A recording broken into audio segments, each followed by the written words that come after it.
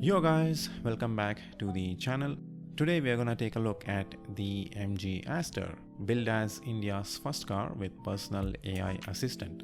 Apparently the assistant knows it all and is super hilarious, which of course should be a great thing, especially when you're driving alone.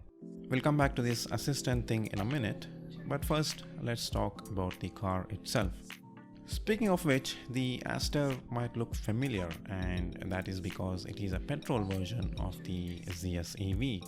And since the Hector was so well received in the market, thanks to an incredible marketing team, MG wants to know if it can do some serious damage to the Korean duo with the Astor.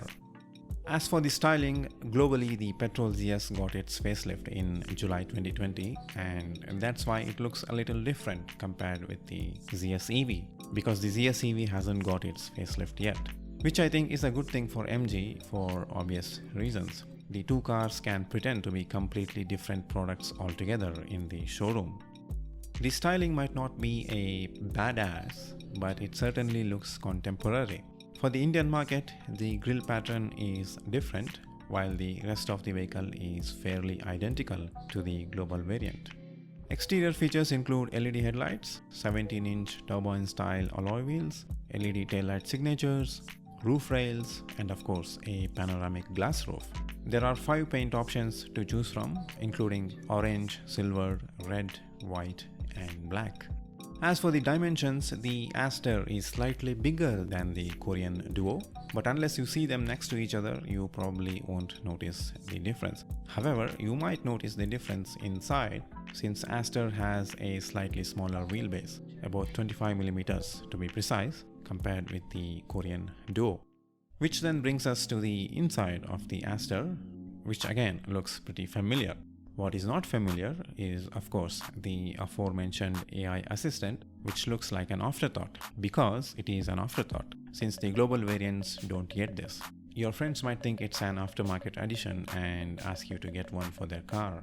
But anyway, the AI assistant can apparently tell you jokes, read you news, give you information from Wikipedia, wish you on festivals, and do many other things. Other highlights inside include man-made leather upholstery, a 10-inch central touchscreen with built-in apps such as Map My India, Geo, Park Plus, and CoinEarth, Android Auto and Apple CarPlay connectivity, 6-way power adjustable driver's seat, up to 5 USB charging ports, a 7-inch driver display, auto AC, and rear AC vents. And part of the connected car features is a digital key where you can use your smartphone to lock or unlock and drive the vehicle. The Astor also boasts ADAS, which is short for Advanced Driver Assistance Systems. These would include front collision warning, automatic emergency braking, blind spot detection, lane change assist, rear cross traffic alert, and adaptive cruise control.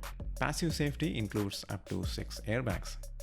Moving on to the juicy bits of the story then, the Astor offers 2 petrol engines.